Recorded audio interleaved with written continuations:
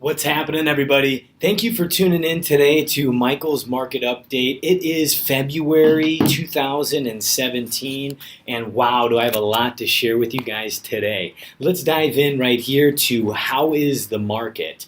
And remember, here at Michael's Market Update, we want to give you the flash numbers here so you can go out there and be well prepared when you're talking to clients, friends, families, or even for your own information, making the best decision possible. And we also put an emphasis on how does all of this information fit into the bigger picture of not only our own personal lives, but how the market has reacted over the long term. So if we go into our flash stats here, you can see that we have 2,425 total homes for sale in the month of February. That indicator is down, but only down by 10 homes compared to January. Also important to look at, sold properties as 1,420. That number is also down around 100 homes as well, 100 units.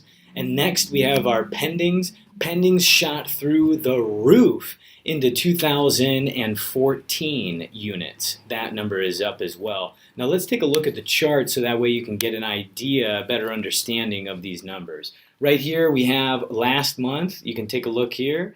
That is January 2017, and here is February 2017. Look at this. We had our for sale properties flat. What does that mean to you? That means that homeowners still a little bit reluctant to put their property onto the market, most likely waiting for the prime spring months. That's a lot of the feedback that I've been getting out there is they're waiting for the foliage to come in, better weather, which now today is March 9th. It is looking absolutely fantastic. Another thing we have here is we have our sold properties. And this one right here went down, the amount sold. So that's a lagging indicator. And what do I mean by lagging indicator? It means that the number here that shows up in February really tells us what was going on in January and December. Why is that, you might ask? Well, those properties went into contract in December and January. That sold in February, that closed, they closed. So this number right here really tells us what was going on right here in December and January, which is fairly accurate. Things slowed down a bit during that time frame. And then also what is really, really important, guys, is that we look at this pending sales. Look at that. We jumped up almost 350 to 400 points right there. Wow.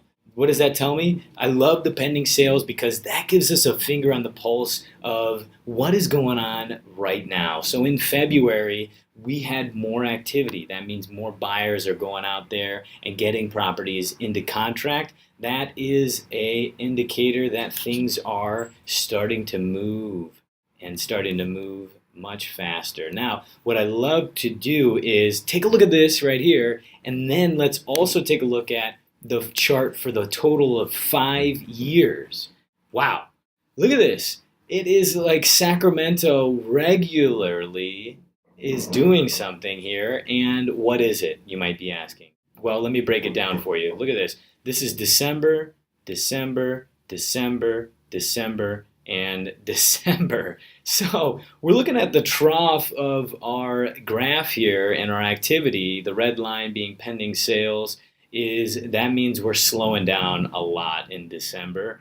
But it also means that we're picking up into January, February, March, April, May, and then kind of tapering off June, July, and then obviously off into the fall there.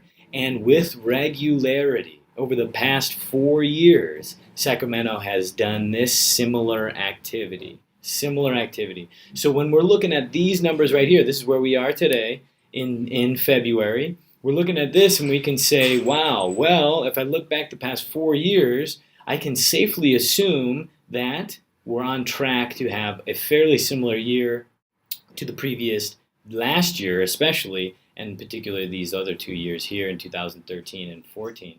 Now, I'm not an economist in any way. I'm not a fortune teller, more importantly, so I can't predict the future, but barring any large-scale economic event on some macro level, outside of California, U.S. level, world level, we can safely assume that we are, on track here to have a very similar year as 2016. Now let's dive back into this here. Look, we have days on market. That's also important. 46. That pretty much says it flatlined in February. That makes a lot of sense because our amount of for sale homes right here stayed about flat as well. And that also ties into our inventory. Our inventory right here ticked up a little bit, went from 1.5 to 1.7 months of inventory. So that means more opportunities for buyers. That means there's more homes out there. If you're a seller, that means more competition. But as a buyer, that means more selection. That's what that means. And then our last is, our price per square foot. We've been just trucking up very, very cleanly here over the past couple of months. And you can take a look at, we have price per square foot. Let me just pull that up for you real quickly.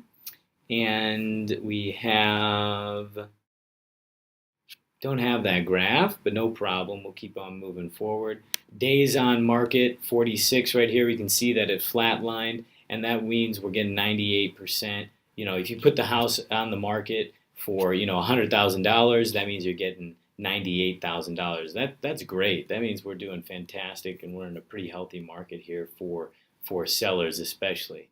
Now, in conclusion, ladies and gentlemen, thank you for tuning in to Michael's Market Update. We had a lot of great facts and figures that we went over here. We can know that, our inventory picked up a little bit, amount of homes out there, you have more selection as a buyer. But also something to be aware about is that we have more pending sales. That means more buyers are out there writing offers. So if I'm a buyer, I'm thinking, hey, there's more competition as we come into spring. I'm going to want to button up my offers and make it as presentable as possible. We're still seeing multiple offer situations, especially under the $400,000 price range. And so definitely as a buyer, I would be concerned moving into spring. If we do see a property that fits your criteria, making sure that you write a nice, strong offer moving forward with that.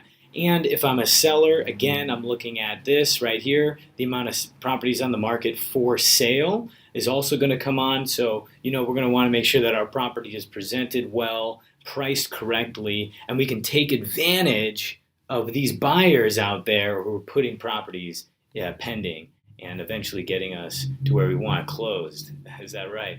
All right. Well, ladies and gentlemen, thanks again for tuning in. Really, really appreciate it. If you have further questions on Sacramento real estate, the market, what's going on out there, please feel free to reach out. I'm absolutely open to chatting with you guys. Love the comments. Please like this video, and I look forward to helping you here in Sacramento. Thanks for tuning in. Make it a great day.